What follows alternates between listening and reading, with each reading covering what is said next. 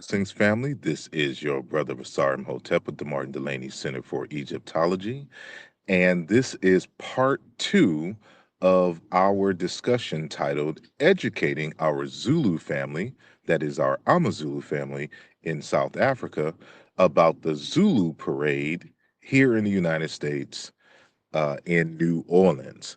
And so there seems to be some controversy based on misinformation, and we are here to clarify and bring some nuanced details to the discussion that is missing in the social media debates. So again, this is part two. I encourage everyone to visit part one. I wanted to be able to make these into digestible chunks, and so I decided to split the long lecture into two parts. And so we're going to do part two when we come back after this break.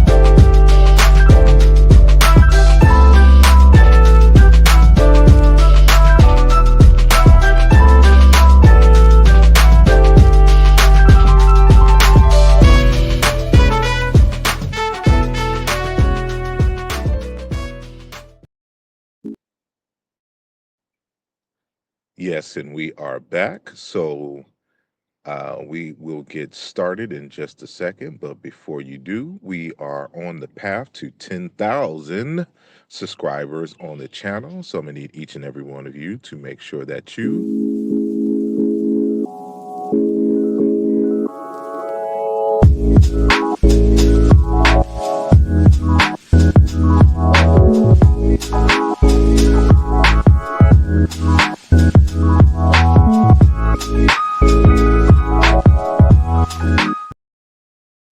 That's right. Hit the like button and make sure that you hit the subscribe button if you are new to this channel so that every time I upload a video, you will be the first to know. And so we will get started now. And we left off in the first video uh, doing some comparisons between indigenous and extra African indigenous cultures who paint their faces black and have the white outlines in various variations on the face, including the grass skirts, as well as the feathered crowns in abundance. And so the point in showing that part in part one is to show that what we see in New Orleans is not first and foremost just a carbon copy of what we see in South Africa. We only took something very minor that was actually common across the continent of Africa, because African Americans, of course, are Pan-African in terms of our genealogy. We are the amalgamation of 45 plus ethnic groups from all across the continent of Africa. And so that was part one where we put those details, and now we're going to go into the cultural piece. We also gave the history of the Zulu Social Aid and Pleasure Club, and now we're going to get into the details of what makes New Orleans unique in this capacity and why everything is what it is, including going back to the uh, Mardi Gras Indians in the late 1800s, just right after slavery. And so I want to introduce this text here called Jazz Religion, the Second Line, and Black New Orleans. And this is going to set the stage for the second part of this conversation starting at this book.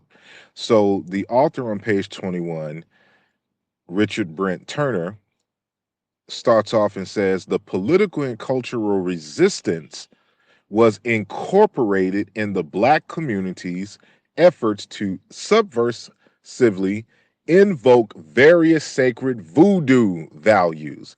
In the 19th century, that's the 1800s, Congo Square, New Orleans, performances that continue to inform 20th century, that's the 1900s, second line culture. So, what emerges as second line is voodoo and Bakongo and Wolof and Sierra Fulani culture amalgamating in New Orleans. And the voodoo comes from the Haitians who migrated there in great number. And the Bakongo was the indigenous Africans who came and were enslaved in Louisiana. And then there was some more Bakongo influence that came along with the Haitians as well. And so he continues, the sacred nature of the universe, morality based on a fluid African ethos, a communal emphasis on biological and extended family, ritual as a bridge between human beings and their ancestors, respect for the elders, wholeness of being, the interdependence of human beings with the forces of nature, a Black aesthetics, I should have had that highlighted. Initiation, should have had that highlighted. Healing and coping strategies, and resistance and continuity. So, what you see in the garments of the people in the Mardi Gras second line culture is part of the resistance strategy to the Europeanization of African people here in the United States. And so this is what he's trying to tell us here. And all of this plays a major role in all of this because it also plays a major role in the development of jazz culture and so much that emerges from jazz in New Orleans. So there's a subsection in the text starting on page 52 titled The Emergence of the Mardi Gras Indians.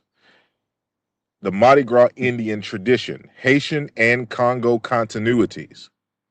So this is a very important text because it puts things into perspective. So the Congo and the Haitian origins of sequin arts, that's the broidery and all of that work of the early Mardi Gras Indian tribes had a great impact on the resistance strategies of jazz religion. See, jazz is our religion here in the United States. So when you're playing jazz in South Africa, understand you have adopted Black American New Orleans religion. So, of the resistance strategies of jazz religion in the late 19th and earlier 20th century New Orleans, thus emphasizing the Mardi Gras Indian second line performances as important loci for religious and musical recreations of the African diaspora. The first Mardi Gras Indian tribes appeared in the 1880s. And this is 20 years before the Tramp organization marching band, which later in 1909 adopted the name Zulu and became a fraternal organization, right? A decade of profound changes for Black New Orleans. During this period, the Americanization of the city was consolidated as the Jim Crow system eliminated the Francophone three-tier racial system of Blacks, Creoles of color, and whites. And so what he discusses earlier in the text is how Louisiana was originally under French rule. So you had the United States under the British, and then you had Louisiana under France. And France has, of course, a different culture. They had a different setup for how Louisiana was to be governed. And while they were heavy slavers, they allowed the Africans to maintain much of their African culture, which is why Louisiana culture is different than the rest of the United States. because it was taken over by a different country, and it has a large group of different Africans that amalgamated there. So this is why the vast majority of African Americans aren't even going to know about the Zulu parade unless they have visited New Orleans for Mardi Gras or got family in Louisiana. And so my family's from Louisiana. My family's from New Orleans. My family's from Opelousas, Baton Rouge. Right? So I'm speaking about my culture here. So it continues. Suddenly, the downtown Francophone Catholic Creoles of color and uptown Protestant African Americans were grouped together, classified as Negroes and segregated from whites. So the French had a three-tier class system: whites, the Creoles, which were of mixed heritage, and the blacks. And so it's just like in South Africa. You have the whites, the coloreds, and then you have the black South Africans. So this was the same here in Louisiana. So once the Louisiana Purchase happened and the United States bought Louisiana as a result of the Haitians defeating the French in the Haitian Revolution, the Americans got rid of that system and put the Creoles and the blacks together as blacks. So that's what he's saying here. And at this momentous time, one could say that jazz emerged through the musical interaction between Afro-Creole, classically trained musicians who were thrown together with the uptown African Americans who played the blues and spiritual rhythms of Black Baptist and Methodist churches by ear. That's a whole lecture on itself right there. But we're going to continue. Both the uptown and downtown musicians had fresh memories of Congo Square and remembered the songs of voodoo and the African diaspora in their music.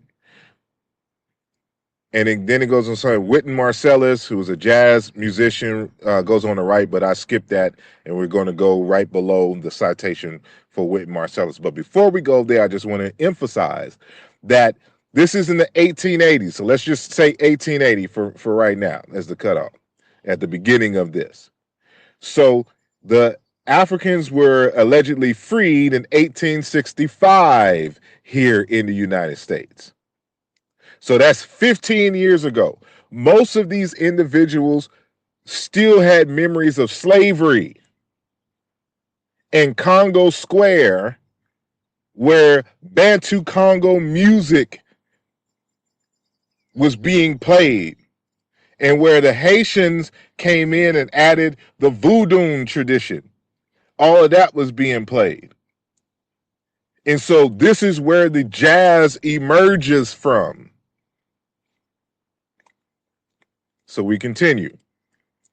So it says the 1880s were also noteworthy for the establishment of numerous brass bands, orchestras, mutual aid and benevolent societies or organizations, fraternal organizations, unions, working men's groups, military drill teams, sporting clubs, and social aid and pleasure clubs that sponsored second line parades and funeral processions.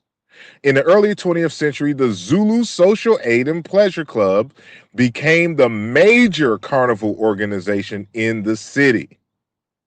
In 1883, Chief Bakate Batiste, who was of mixed African and Native American ancestry, began masking Indian.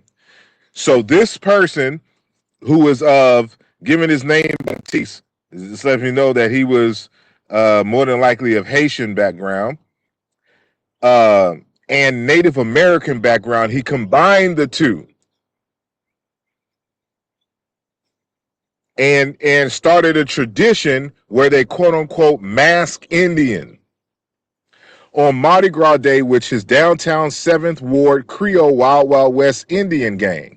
Quickly, the custom of masking Indian on Carnival Day was adopted by numerous black New Orleanian tribes or gangs in downtown or uptown neighborhoods. So that's what these crews. So if you've been to New Orleans, if you have family in New Orleans, you know that every family basically is a tribe unto themselves, and they have or belong to brass bands or musical band troops. You can go to practically any house in New Orleans, and that will be the case. Right? Everybody, like I grew up with musical instruments, trombones, trumpets, drums, marching drums, like the kind you march with, and then of course the drum setup for the house, guitars. Come from a musical family. My family is responsible, the Cheniers, for the Zydeco movement, right? So like is very deep this tradition in New Orleans. To continue, the tribes were secret societies, primarily male, that were organized in working class areas like Treme, the Ninth Ward, uh, what is this, Gert Town, and New Orleans housing projects. So these are sacred, secret societies, these organizations, because we still had knowledge of African secret societies. And so we created a whole bunch of them at the turn of the 19th century or the turn of the 20th century. And this is all across the United States. That's how you get in 1906 Alpha Phi Alpha Fraternity Incorporated. Earlier, the Boule, because African people still had memory of African secret societies. And so we recreated them here as best as we could. But we disguised them, and that's what he's going to talk about in a bit. You know, with these various, you know, different names and the like, but they're African secret societies. According to an early newspaper account, they appeared in bands from 20 to 30, singing war songs and doing the war dance. And so, you know, anything about New Orleans, you know that we have a plethora of war songs even to this date. And if you listen to Cash Money records, if you listen to No Limit records back in the day, you'll understand better now the sounds that emerge from New Orleans that gave those F the mother because I'm down for my type records, right? And it's a big military outpost in Louisiana. So their chants composed of Creole and African American vernacular were sung to the percussion of sticks, bottles, tambourines, and hand clapping in rhythmic trance-like dances. And those dances you still see going on in Second Line and Mardi Gras. Eventually dressed in intricately hand-sewn Indian suits and crowns made with many pounds of feathers, beads, and sequins. Each tribe interacted fluidly and by improvisation with second liners and brass bands as it paraded through the territory of its neighborhood and sometimes violently confronted members of different tribes with hatchets, swords, or knives. So they got down for real in New Orleans. Certainly, one remarkable aspect of this new performance tradition was the creation of a ritual space where black men could boldly express rebellious and politically resistant behavior similar to that of the 19th century Natchez Indians. The tribe's behavior was also reminiscent of the stick fighting bands, parallel mock fighting carnival traditions in the African diaspora of the 19th century Trinidad and Capoeira in Brazil. Why? Because they all have ancestors coming out of Central Africa where this is the tradition, and masquerades. So what people got to understand is that, you know, the black people who are in the United States are descendants of African people through the transatlantic slave holocaust. And this land is native to who we call the Native Americans. And most of those Native Americans were killed off, but a lot of them remained. And they formed alliances, Africans and the Native Americans. And sometimes there was cultural crossover. And so this is what he's talking about here. And so, however, the underlying spiritual philosophy, even though that there was this mutual exchange between the Native Americans and the Africans, the underlying philosophy of Mardi Gras and Mardi Gras Indians is what? Circumatlantic performances originated in remembering songs of Haitian voodoo and Congo Square. So the dominant culture was the African cultures coming out of Congo and Haiti with the Fawn and the people out of Benin and Togo, Ewe, those groups. Jason Berry writes that the Congo Square rituals and voodoo cultists maintained African drumming in New Orleans more or less covertly into Reconstruction. And that's the Reconstruction era for those who don't know American history outside of America. In the early 1800s, the tribal percussion sensibility shifted to handheld instruments with the emergence of the Mardi Gras Indian tribes. Thus, masking Indian, in quotes, was a performance strategy related to the spirit world of voodoo. For masks were spirit faces of the ancestors or deities. So when you see those masks, those are representations of voodoo spirits and West African masking traditions. In this context, for masks were spirit faces of the I cut it off. So in this context, Mardi Gras, a season of Christian devotion, was a cultural opening for performance and recreated memories of slavery and the African American Indian maroon communities of 18th and 19th century Louisiana. When blacks embraced the Indian persona, they also subversively substituted the performance of the Native American spirit of rebellion for the overt reenactment of voodooist resistance strategies in their performances in Congo Square. So this is what masking Indian means. We take the outward aesthetics of Native Americans, but they are substitutes for African motifs and African concepts as a way for us to synchronize in syncretism and a way to hide African tradition in plain sight. So that's what's going on here. And that's why it's not we're not trying to adopt I'm a Zulu in South Africa, just take their culture and thing. That's not how this works. The Mardi Gras Indians were not alone in performing Native American substitutions at the turn of the 20th century, when the practice of voodoo was made illegal in New Orleans. So they had to go underground with voodoo.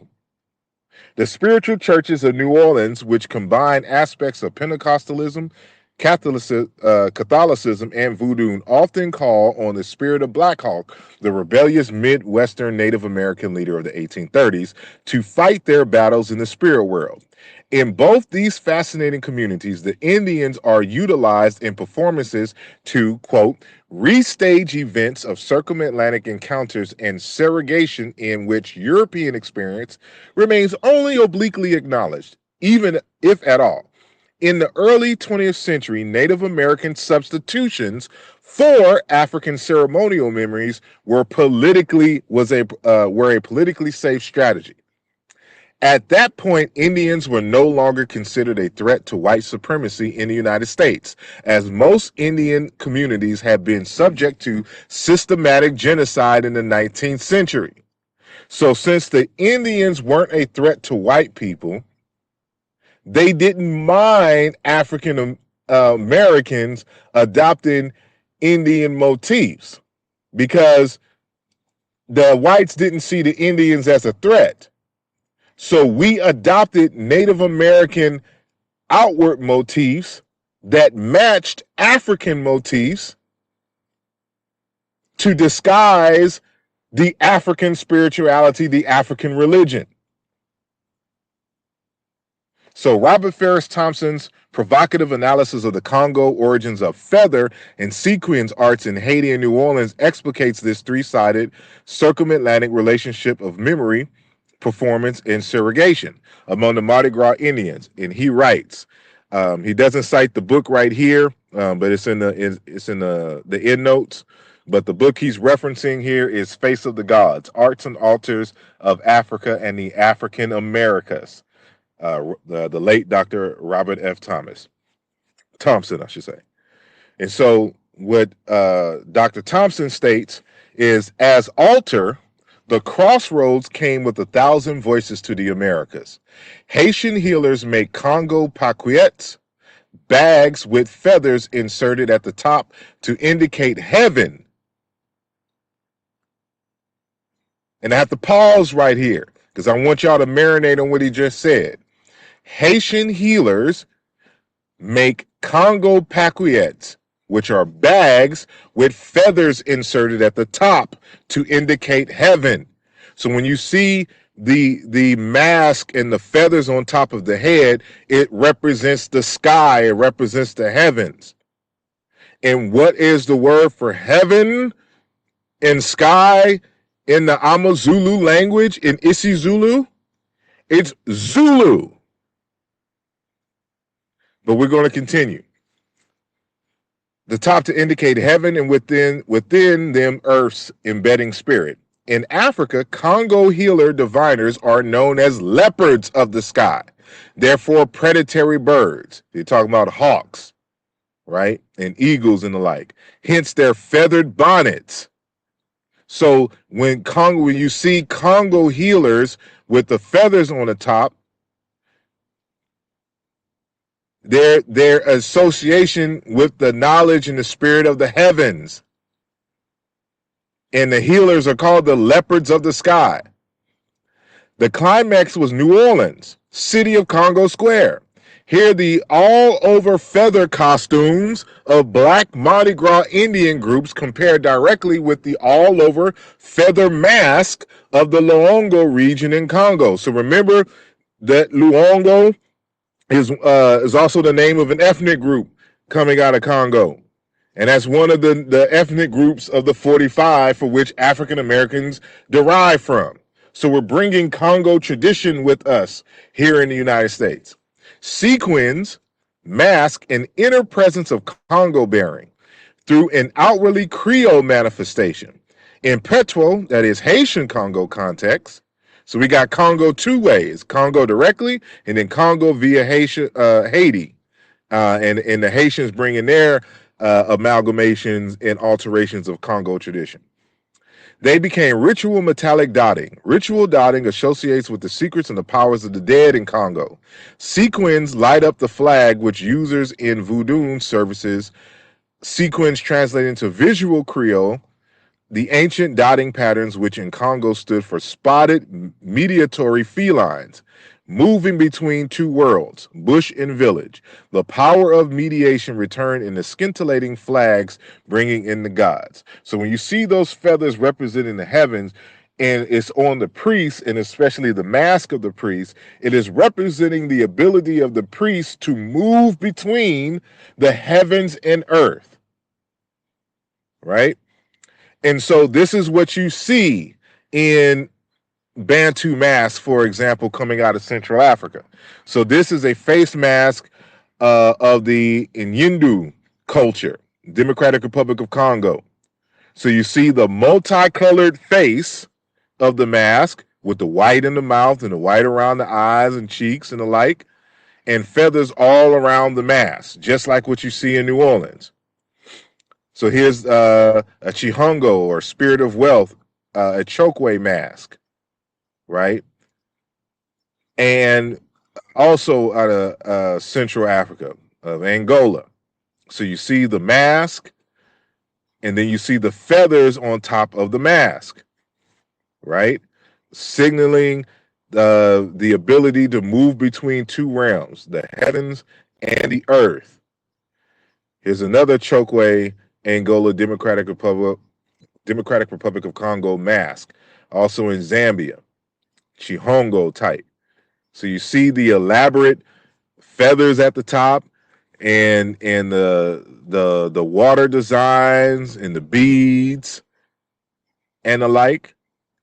So what you're seeing in Congo Square in New Orleans, Again, they're using the Native American motifs because they're similar to African to mask the African indigenous religions by masking it with Indian motifs. But it's all voodoo, it's all Congo. So that's why when you see, like at the beginning of the our slideshow from part 1, you see this person in the black face because the masks are black. And that's why you see the variations of the white in reference to like two states, almost like yin and yang amongst the Asians. So no, it's not like South Africa. They're not trying to be South Africans. The New Orleans or Congo or Sierra Leone or Haitian or Voodoo or Benin. This is all that you see here. But there's other aspects of it that resonates with the Amazulu of South Africa, but in the old tradition. So in modern times, you see how elaborate we've become with the costumes, because this is equivalent to a masquerade, just like you would see among the Yoruba, among the Ewe.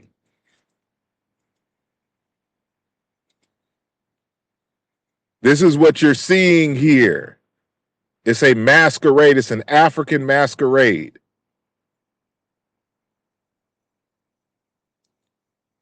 This is why Africana studies and Africana diaspora studies are important. So you understand what is going on here. This isn't made out of nowhere. There's history here. And so when you see these Amazulu, this is a Zulu war dance in the 1950s. You're still seeing the elaborate feathers at the top. But of course, even the modern don't look like this because, as I stated before, African Americans have more ancestors than Zulus in South Africa. And so our costumes are an amalgam of various of our ancestors and ethnic groups. So it's not going to look like what you see in South Africa exactly. And so what y'all got to understand is that there's certain concepts and terms and motifs that are not exclusive to Amazulu. And that's even the word Zulu itself. Because the word Zulu is in the Kikongo language. And the Bakongo people coming from the Congo Kingdom who arrived in Haiti and in New Orleans, they called the heavens up above Zulu. And when you talk about those priests out of the Congo that were the leopards of the sky, we're talking about the Nkosi wa Zulu. Because the word Zulu in Kikongo also means eagle and hawk. And that's why you have the spots on the eagle that reminds them of the leopard that also has spots. This is why you wear leopard skins as part of your priesthood, which a number of Africans don't know. It's just part of the tradition. But it's representative of the physical emblem that has the ability to move between outer space, space in the sky, and also earth. So you're saying that a priest is like an eagle, a hawk, has the ability to traverse space and earth. And so the leopard and the eagle also have spots. In many languages, the same word is used for both of them. And this concept here at the bottom, Noko Dia Zulu in Kikongo, is the dew of heaven. It's talking about the mind. And that's discussed in that text as well in other texts by Robert Ferris Thompson.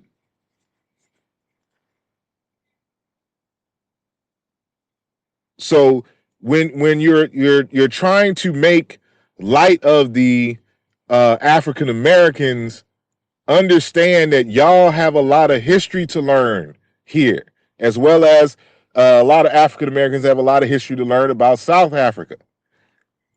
But this, what y'all think it is not that at all, right? There's no appropriation here.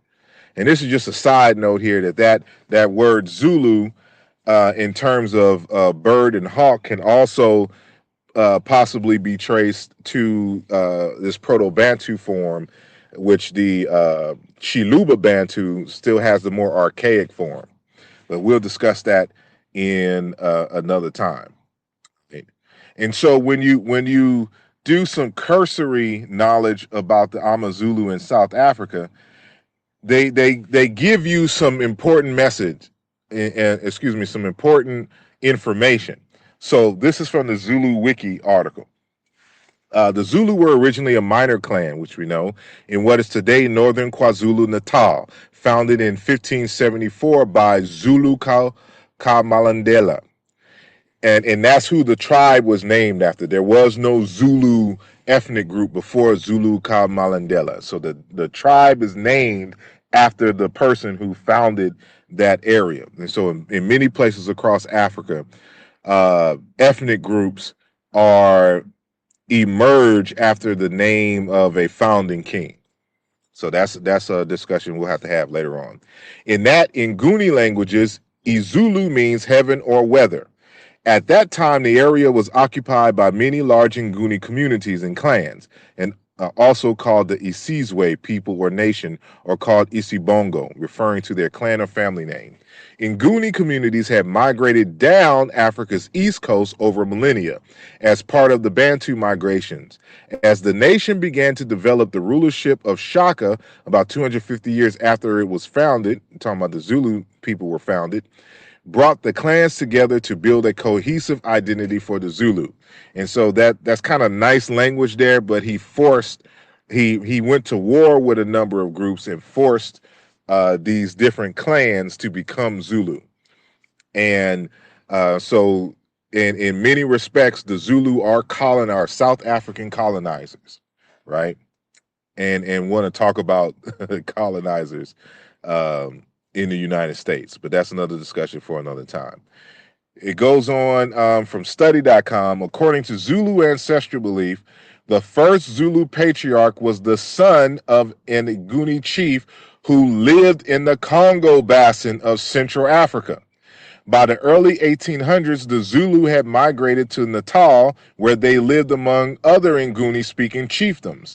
There were ongoing power struggles among these chiefdoms, and that's really kind of the impetus for the initial Zulu wars, because there was so much infighting. Matter of fact, Jordan Ngabani, in his text 1979, Conflict of Minds, has a real good analysis of the Shaka Revolution and the conflicts that he was trying to settle by consolidating all of these separate groups because of the constant infighting.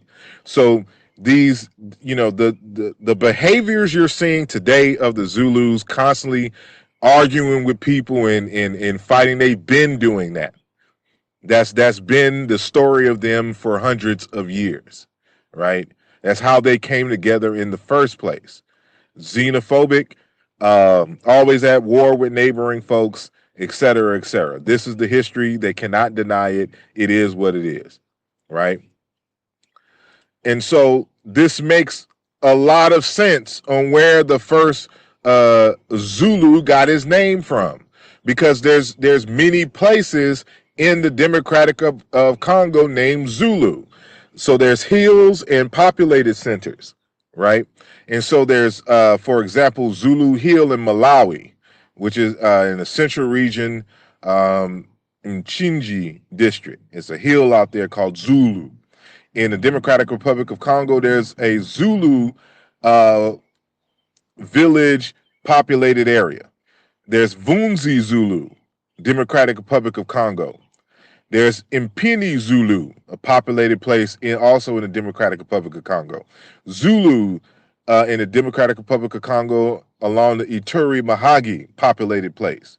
So you see, what's going on here. The original Zulus come from Congo, the same area that the African Americans come from. And so when we're talking about Zulu, we're talking about our heritage. In Zimbabwe, it becomes Zulu, the name of a hill out there. And then when you get to South Africa, you got Zula, which is the name of a mountain out there. Then, of course, you have KwaZulu. So you're naming high places in hills Zulu or Zula or Zulu. But the population places do not originate in South Africa in that one place of KwaZulu Natal. It originates in the Congo, where the father of the first Zulu king, when he started his own thing, and the ethnic group was later named after them later. So you got to keep this in context.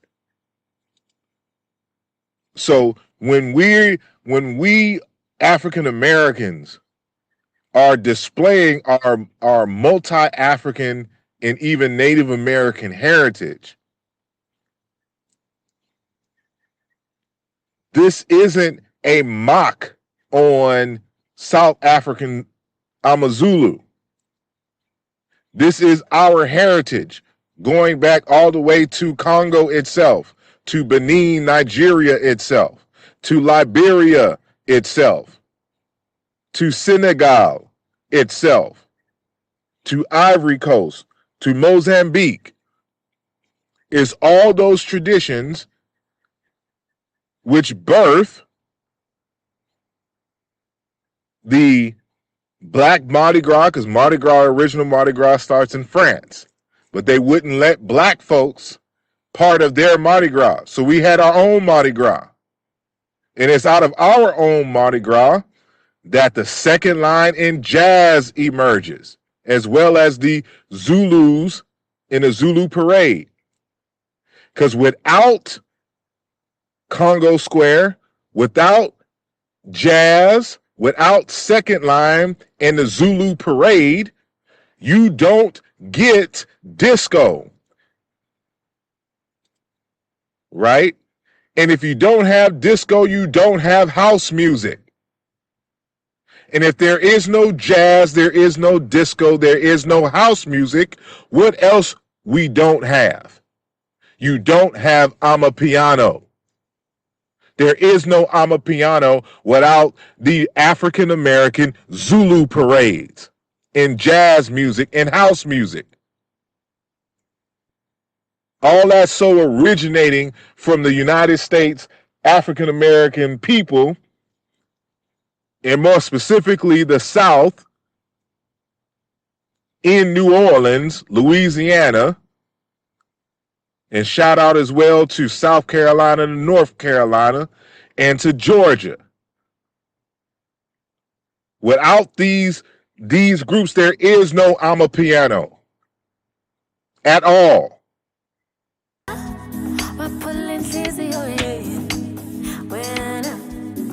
Translated in the Zulu language, amapiano simply means the piano. The name came from the genre's early jazz influences. Sonically, it's a blend of many genres, along with kwaito, local house music that dominated the airwaves in the 90s. I remember that. Yeah. Oskido is the godfather of South African dance music. The legendary producer and kwaito pioneer explained how it all started. Kwaito is the foundation of amapiano. The guys who really influenced amapiano, they started playing this deep house, you know what I'm saying, but at a slower pace, to understand.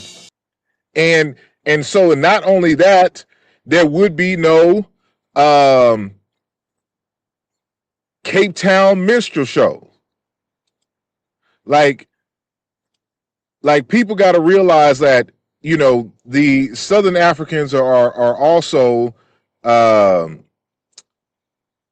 not copying, but they're borrowing traditions in other ways as well. So they want to make fun of the the African Americans and the Zulus, but then if we was to, let me share my screen real quick. Yeah, and then we're gonna go to the the Cape Town Minstrel Carnival in 2024. So that's last year. And so what does this look like?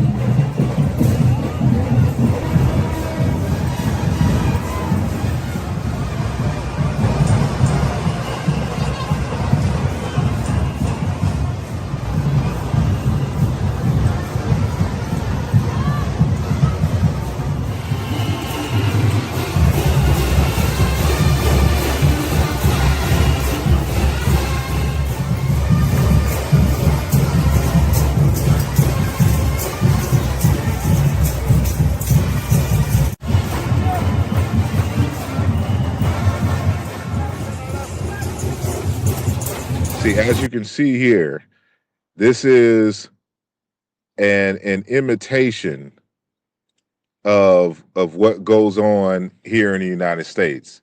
And it doesn't have the same flavor because it doesn't have the same tradition. Um, and they'll be surprised to know how much of that originates with African Americans as well. But we'll have to do a separate video. But if you want to understand how it really goes down, you have to watch, for example, this video. It's the second line coming out of New Orleans. It's called NOLA Vibe. And so I'm going to end the show with this video. This is what we do every Sunday, second line Sunday, man. Oh, yeah! Get that fucking money! Call man with the that one all day. Don't shot $5, whatever you drink. I ain't gonna throw it. No shot super flies. Don't shot $5, whatever you drink.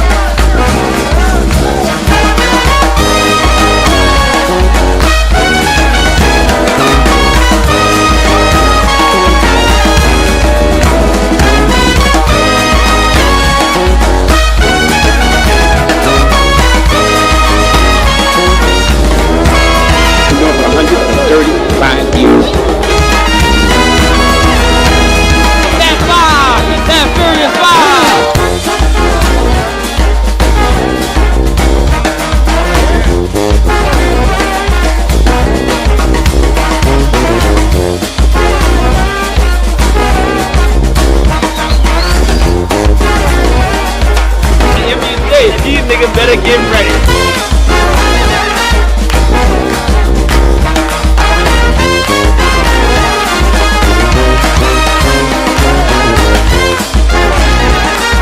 Every day for life is how we do it, baby.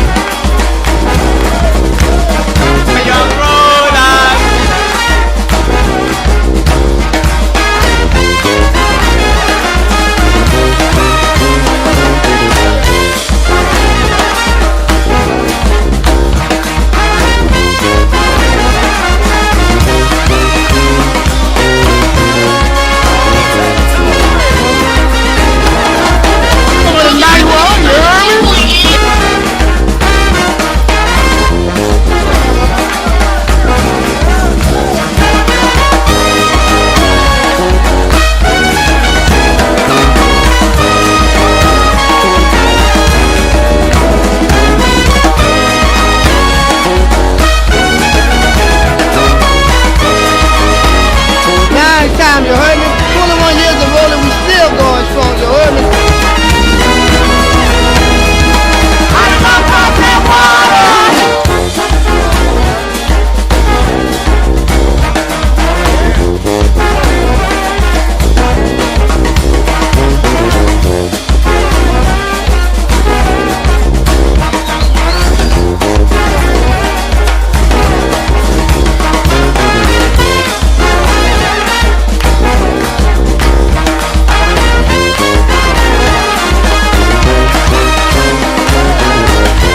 Chosen few, 2019, nigga.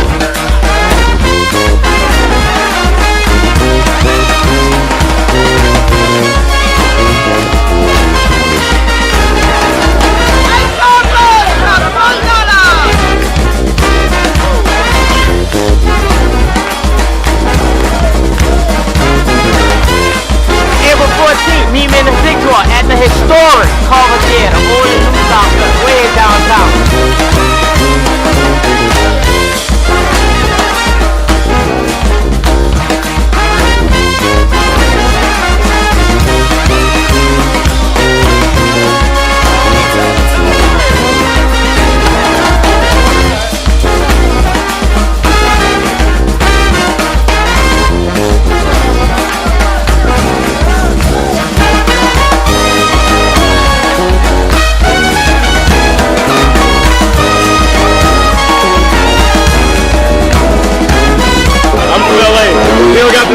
Just different out here, man. It's the greatest place in the world. There's nowhere like it.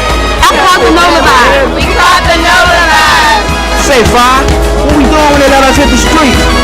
Everything Nola vibe. Everything.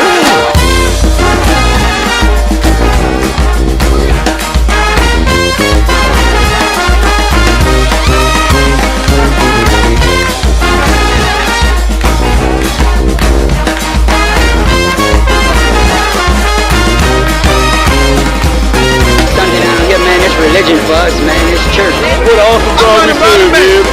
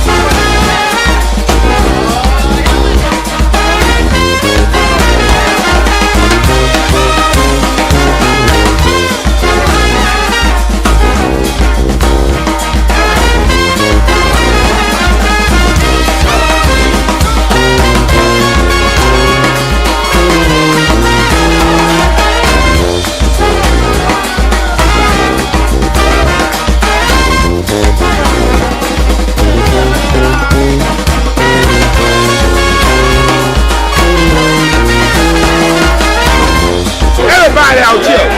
You want to find out where your kids at, your mama, everybody out here. So if the kids at home, your mama out here. Keep it real, keep it real.